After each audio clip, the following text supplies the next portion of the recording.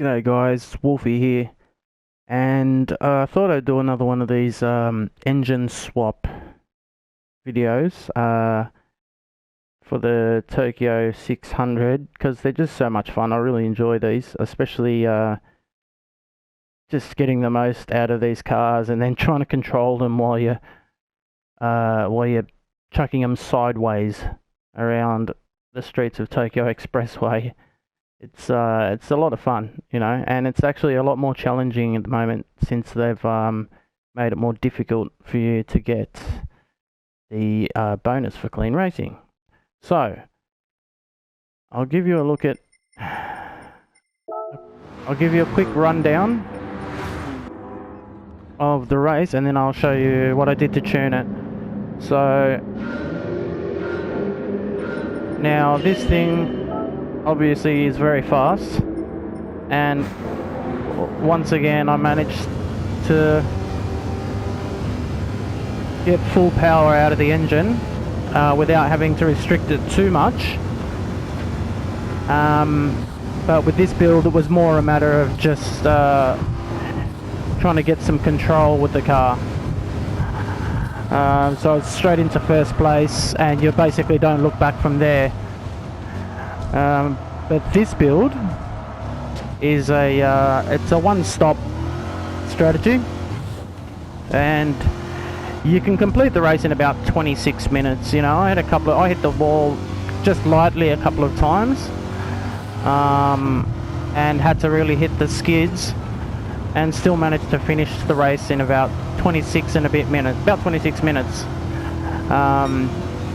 As you can see, you've got to take it really easy on the first lap and just be really careful, but as it starts to dry out after about third lap, it becomes a lot easier. Don't get me wrong, you still really have to be careful around corners, especially this corner, and also you don't want to get on the gas too heavily mid-corner because the car can just absolutely snap sideways. In fact, it might even be worth sticking some traction control on just to make sure that if you over push the accelerator, it's not going to throw you off. So that was my first lap, and as you can see I had to back off a little bit, so Mr. Gallo managed to get into first place. Now I'll come around here, and I'm going quite slow, taking off quite slow because you get a lot of wheel spin. But once you get into third, fourth gear, you can pretty much plant it, and this is where you're going to start taking off. And the way I've set it up, you've got a very high top speed. I think you hit about 320 kilometers. So you'll get into first place, and you basically won't see any other competitors until you're lapping them. Okay, so I'll go forward to about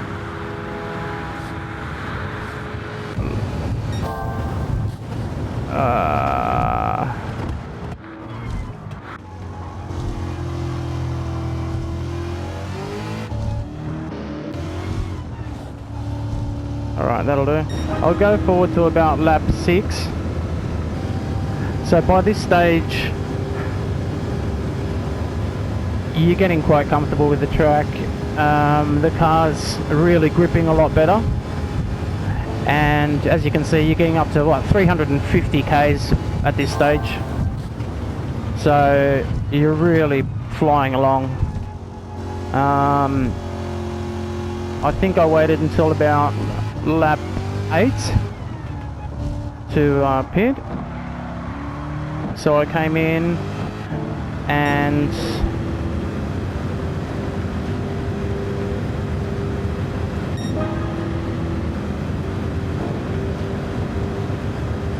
so end of lap 8 I came in and pitted.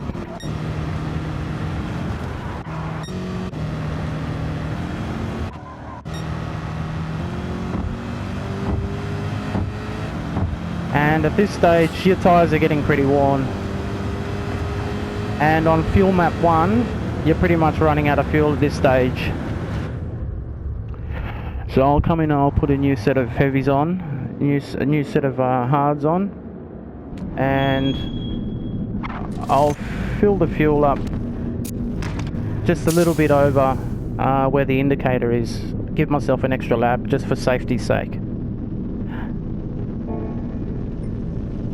So now heading through into the last couple of laps.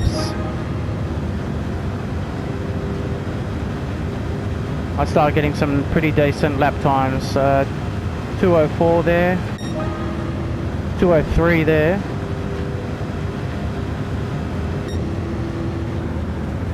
And another 2:03.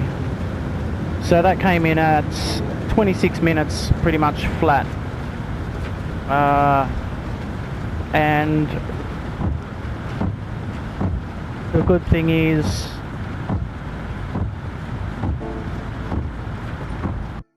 I get the clean race bonus.